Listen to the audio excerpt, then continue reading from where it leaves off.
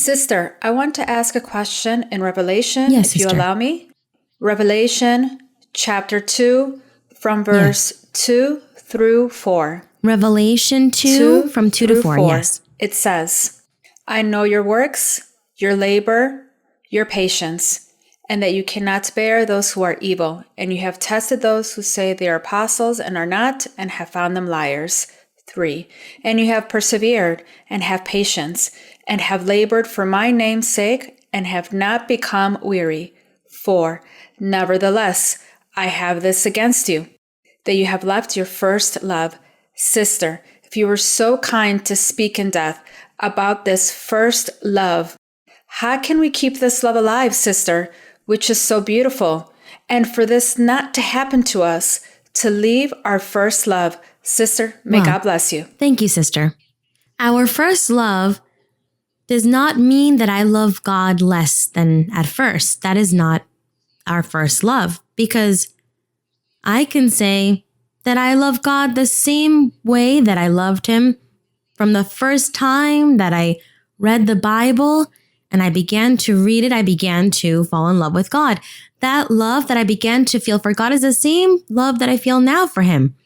It's different because I have more knowledge and I understand and I know a lot more doctrine and many more things, but my love for God is the same. So that is not first love. That is not what it's speaking about.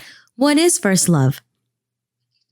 Here is the answer in verse 5. We find the answer to what is first love. We see what happened and what does first love mean. So I'm going to read from verse 3 once again, and it says, and you have persevered and have patience and have labored for my name's sake and have not become weary. Okay. Nevertheless, I have this against you, that you have left your first love, which is what? Remember, therefore, from where you have fallen. Repent and do the first works. Repent, or else I will come to you quickly and remove your lampstand. I will remove your light from its place, unless you repent. What did he do? What did he do? He sinned. That is what he did. He sinned. After having converted, he had converted to God. He turned away from sin and he was fine. And one day the devil came and placed a trap in their life and made him sin. So he sinned and he was walking in his sin. And he was living a sinful life when God sends this message through the angel and says, repent, you have left your first love after I have seen you work. After I have seen your good works, you have not been discouraged, you have pressed on, you love me, but you left your first love. So why are you sinning? Repent. Repent quickly. Turn away from that sin and forget about that. Or else I will remove your salvation. I will remove your prize. I will remove those blessings. Therefore, repent. So what is our first love? Now we know what our first love is. Our first love is when we came here and we converted to God, we believed God, we followed him and turned from many sins, right? We turned away from sin.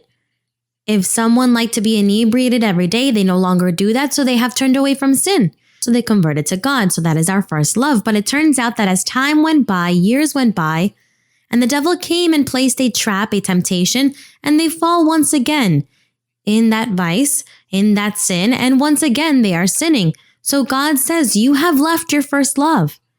In the beginning, you converted and you turned away from sin, and now you have gone back and you commit sin? That is called our first love. You have left your first love. In other words, you are committing sin.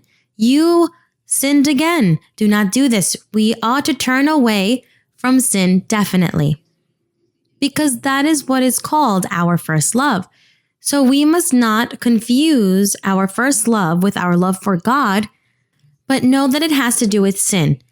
Our first love has to do with sin. So if the person commits sin and they continuously sin, they have left their first love, which was the day that they converted to God and they turned away from sin in order to follow God, but then they went back and fell again. So this is what they're referring to. That is why he is saying to repent quickly before it's too late.